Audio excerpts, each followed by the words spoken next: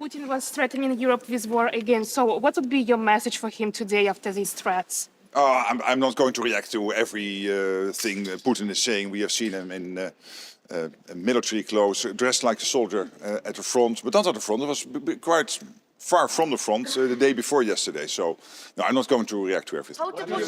New pledges, new PURL pledges by Norway, the Netherlands, Germany. Yes, well, that's really great news. So a lot of pledges have come in, and I hope I can make a few announcements later today. Pledges made today. And when you look at the overall numbers, as I said yesterday, we are now at 4 billion. So that means we are really on track for the 1 billion a month, August, September, October, November. And I'm cautiously optimistic that we will reach the 5 billion for the full year. And then for next year, we need for the full year, again, a lot of money, at least 1 billion, maybe even a little bit more than 1 billion a month. It might be around 50, maybe a little bit more for the whole year when it comes to this crucial US gear.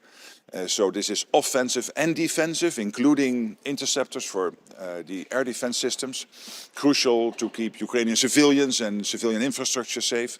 So it is really good that this flow is there, that Europeans are stepping up, and Canada, by the way, also doing a lot here. So really, really glad that this is working. Sir, so much any of his team about how the talks went in Moscow last night? Well, as you know, I'm really glad that the US president broke the deadlock with Putin, started this whole peace process. It was only the US, under the leadership of President Trump, who could do this. But I don't want to comment on every step. So last night was, of course, important. There will be more steps, but you will not hear me commenting on every in-between step. We closely coordinate with the Americans what's happening, but not commenting on every step. What do you make of the rare absence of the US Secretary of State, and do you have the impression that the US are consulting enough with European allies? Oh, they are absolutely consulting enough. The teams here at NATO and Marco Rubio's team are in constant contact.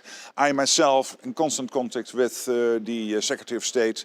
Of course, he is working very hard when it comes to the peace process on Ukraine, but also when it comes to Sudan, Gaza, and all the other issues the Americans are working on. So I find it totally acceptable that he is not here.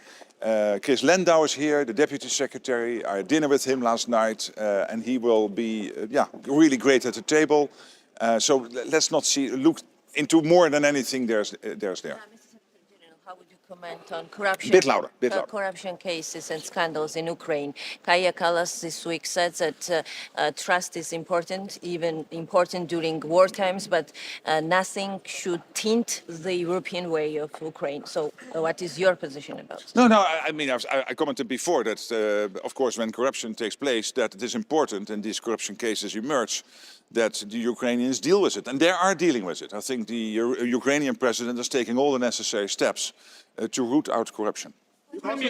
Please, how to push Russia to compromise something during these peace negotiations? And does these peace negotiations even make sense because Russia doesn't want to compromise anything? Again, the process is taking place. We had successful meetings in Geneva and in Miami between the American and Ukrainian teams. Last night there was the meeting in Moscow. Again, I'm not going to comment on every step on the way. It's important that the peace process is there. Hopefully it will lead to results. And if it takes too long or it is not leading to results, the best way to put pressure on the Russians is by doing two things. One is making sure that the Russians understand that the weapon flow into Ukraine will keep on going. That's exactly what's happening today, thanks to the US, thanks to the Europeans. US sending its crucial gear to Ukraine, paid for by Canada and European allies, but also Europe and Canada doing a lot bilaterally. And secondly, making sure that the economic sanctions bite, that they are effective. That's also exactly what is happening. The US and Europe working in conjunction to have the maximum impact through sanctions on the Russian economy. That's the best way to change Putin's calculus. And in the meantime, of course, we hope that this will end sooner than later, because as the President of the United States has said, the meat grinder has got to stop, and I agree fully with him.